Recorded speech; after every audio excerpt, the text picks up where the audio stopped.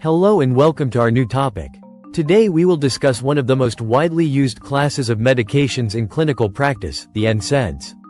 These drugs provide analgesic, antipyretic, and anti-inflammatory effects, and they remain the backbone of treatment for numerous painful and inflammatory conditions.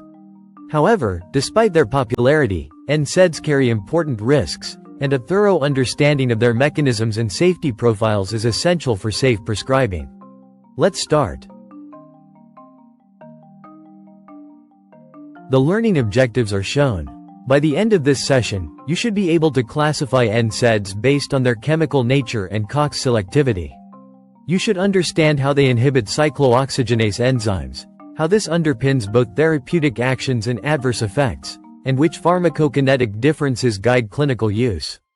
We will also look at major drug interactions and the rationale for COX-2 selective agents. The mechanism of NSAID action centers on the arachidonic acid cascade. Cell membranes are mainly made up of lipids, especially phospholipids.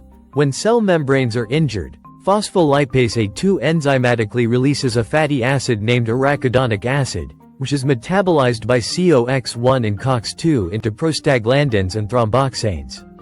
NSAIDs block this conversion, thereby reducing inflammation, pain, and fever. Understanding where in the pathway NSAIDs act helps explain both desirable effects and toxicities. COX-1 is the constitutive housekeeping enzyme, constantly active in maintaining gastric mucosa, renal blood flow, and platelet aggregation. COX-2 is inducible and upregulated in inflammation, hence the actual targeted enzyme to reduce inflammation, pain and fever. Non-selective NSAIDs inhibit both enzymes, COX-1 and 2, which provides anti-inflammatory benefits but also leads to gastric and renal side effects due to COX-1 inhibition. Hence, COX-2 selective drugs were designed to retain efficacy while reducing GI toxicity. Inhibitory concentration in 50% population sample is an indicator of efficacy of an inhibitory drug, such as discussed in this lecture. COX selectivity is quantified using the IC50 ratio of COX-2 to COX-1 inhibition. A high ratio means a drug predominantly blocks COX-1, whereas a low ratio indicates stronger COX-2 selectivity. This ratio helps explain differences in GI safety, cardiovascular risk, and clinical utility. Based on this, the COX inhibitors could be either non-selective COX inhibitors or selective COX-2 inhibitors. The non-selective ones could be divided into three subgroups, including preferential COX-1 inhibitors, balanced COX inhibitors, and preferential COX-2 inhibitors, as shown.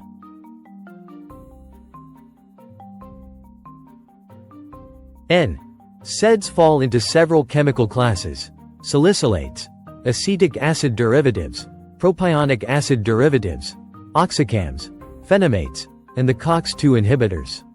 Each group has characteristic potency, selectivity, toxicity, and pharmacokinetic profiles. IC50 ratios of non-selective COX inhibitors are given in a color-coded fashion to quickly identify COX selectivity being preferential for COX-1 in red and orange, balanced for both COX isoenzymes in green and preferential for COX-2 in blue.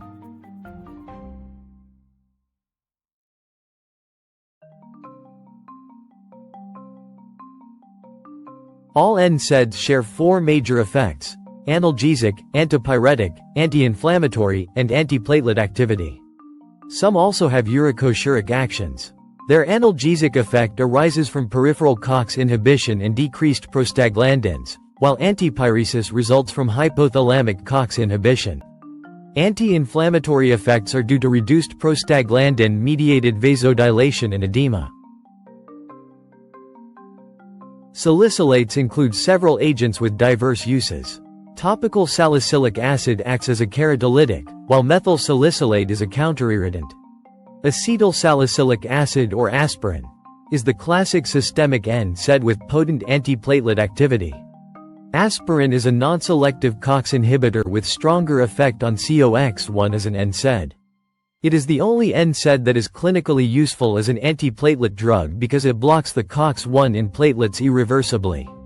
Aspirin uniquely and irreversibly inhibits COX-1 and COX-2 by acetylation. In platelets which lack nuclei, this effect lasts the entire lifespan of the platelet, around 8 to 10 days. In other tissues with nuclei, COX enzymes can be resynthesized, so aspirin's effects last only 6 to 12 hours for analgesia but much longer for antiplatelet activity. Aspirin has a bimodal effect on uric acid levels. At low, common doses it has a urate retention effect by inhibiting its renal secretion and thus increases serum uric acid. At very high doses, more than 3 grams daily, it has a uricosuric effect due to stronger inhibition of urate reabsorption by nephrons, and thus increases uric acid excretion.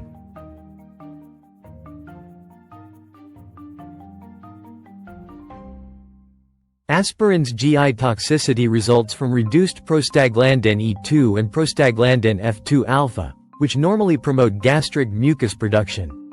These symptoms can be reduced if taken with food, antacids, H2 blocker, or proton pump inhibitors, or misoprostol. Hematologic effects include inhibited platelet aggregation and rare occurrences of thrombocytopenia or neutropenia. At high doses, aspirin may cause tinnitus, headaches, fluid retention, hypertension, hepatic dysfunction, and bronchospasm via leukotriene shunting. Aspirin should be avoided in patients with bleeding disorders, in children with febrile viral illnesses because of the risk of Reye's syndrome, and in pregnancy near term due to risks of prolonged labor and fetal ductus arteriosus closure. Reye's syndrome consists of fatty degeneration of liver and acute encephalopathy. It also interacts with antacids, anticoagulants, and drugs affecting uric acid excretion.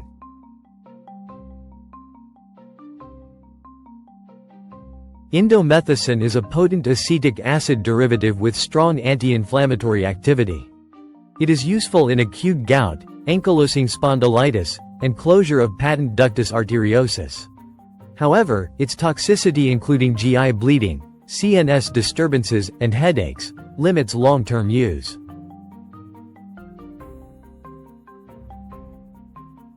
Ketorolac is one of the most potent NSAIDs for analgesia and is commonly used for short-term postoperative pain. Because of serious risks, including renal failure, GI bleeding, and cardiovascular events, it is restricted to short courses and should not exceed 1 week.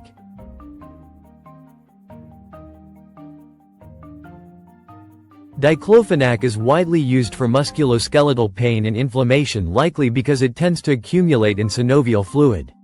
It has balanced COX activity but still carries GI, renal, and cardiovascular risks. It is contraindicated in pregnancy but considered safe in breastfeeding. As with most NSAIDs, monitoring for long-term complications is essential.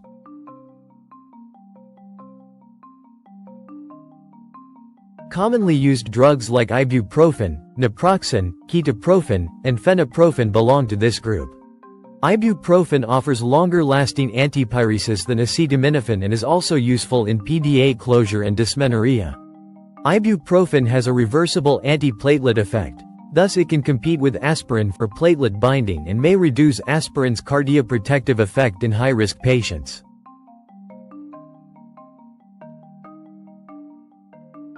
Piroxicam and meloxicam are long-acting NSAIDs with once-daily dosing. Meloxicam preferentially inhibits COX-2 at low doses, giving it improved GI tolerability.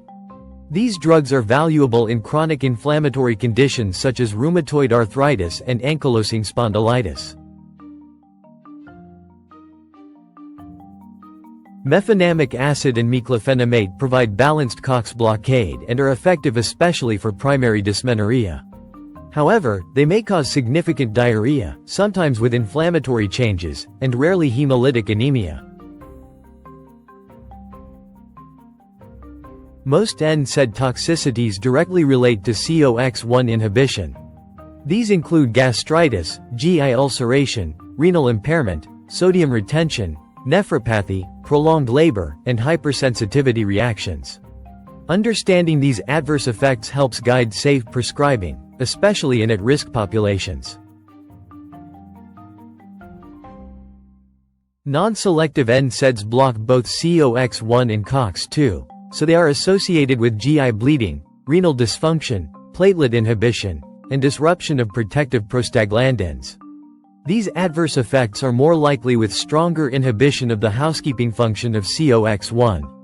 These effects highlight the need for caution in elderly patients, those with renal disease, or those receiving anticoagulants. Coxibs such as celecoxib, atorvastatin, and previously rofecoxib were designed to spare COX-1 and reduce GI risk while providing stronger and more targeted anti-inflammatory action. They have demonstrated benefits in GI safety and potential roles in cancer prevention and neurodegenerative conditions. However, they do not protect the kidney and may increase cardiovascular risks due to imbalance created by lower COX-2-dependent prostacyclin production and unaffected COX-1-dependent thromboxane production. This table compares the potency of coxibs as compared to the prototype NSAID aspirin.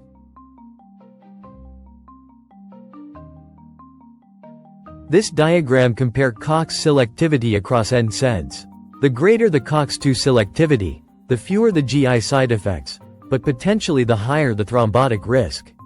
Such visual comparisons help clinicians select the right NSAID for the right patient profile. Another way to depict COX selectivity between NSAIDs.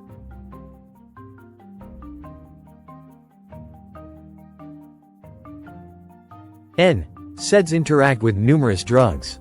They can antagonize antihypertensives, increase bleeding risk with anticoagulants, reduce the effectiveness of aspirin when used concurrently, and impair renal clearance of several agents. These interactions underscore the importance of reviewing medication profiles before prescribing. Thanks for watching. Don't forget to like, subscribe, and share. Happy learning!